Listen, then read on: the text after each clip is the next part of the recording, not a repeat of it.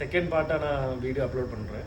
இது வந்து நம்ம ரேடாரில் என்ன பார்க்கணும் அப்படின்னு சொல்லிட்டு, இப்போ ஒரு ஆப்ஜெக்டை நம்ம அக்வயர் பண்ணால் அந்த அக்வயர் பண்ணது எவ்வளோ டைம் எடுக்கும் டேட்டா அனலைஸ் பண்ணி நம்ம சிபிஏ டிசிபிஏ எல்லாமே வந்து பவு கிராசிங் டைம் எல்லாமே தர்றதுக்கு 25 to 40 செகண்ட் நம்ம வெயிட் பண்ணி ஆகணும். ஒரு வாட்டி கிளிக் பண்ணி செகண்ட் வாட்டி நம்ம கிளிக் பண்ணால் நமக்கு இங்கே சைடில் டிஸ்பிளே ஆயிரும் நமக்கு இதுக்கு.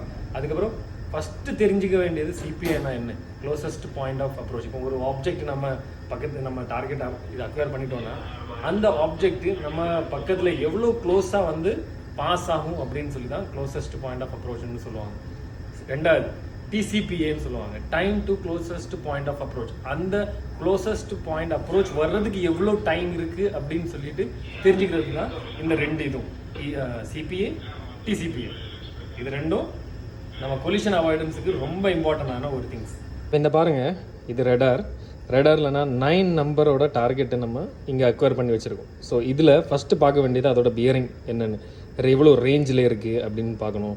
கோர்ஸ் அதோடது, ஸ்பீடு, சிபிஏ நான் சொன்னேன் இல்லை இதுக்கு முன்னாடி, அதுதான் சிபிஏ எவ்வளோ க்ளோசஸ்ட்டாக அது பாஸ் ஆகுதுன்னா 3.43 மைல்ஸில் அது பாஸ் ஆகும். எவ்வளோ டைமில் அதிகம்.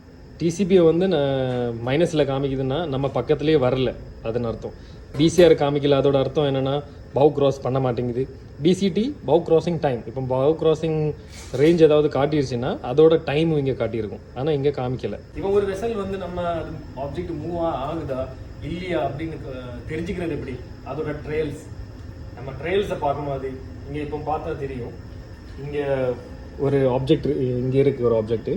அந்த ஆப்ஜெக்ட் மூவ் ஆகுதா அப்படின்னு கண்டுபிடிக்கிறதுக்கு இந்த ட்ரெயில்ஸ் தான், நம்ம அந்த ப்ளூ கலரில் டெயில் தெரியுதுல்ல, இந்த அதில் தான் நம்ம கண்டுபிடிப்போம். இல்லை அக்வயர் பண்ணி அது மூவ் ஆகுதா எவ்வளோ ஸ்பீடு அப்படின்னு சொல்லிட்டு இதில் காமிக்கும். அந்த ஸ்பீடில் நம்ம கண்டுபிடிக்கலாம் அது வந்து மூவிங் ஆப்ஜெக்டா இல்லையா அப்படின்னு சொல்லிட்டு. பேசிக் என்னெல்லாம் தேவையோ நான் சொல்லிட்டேன்.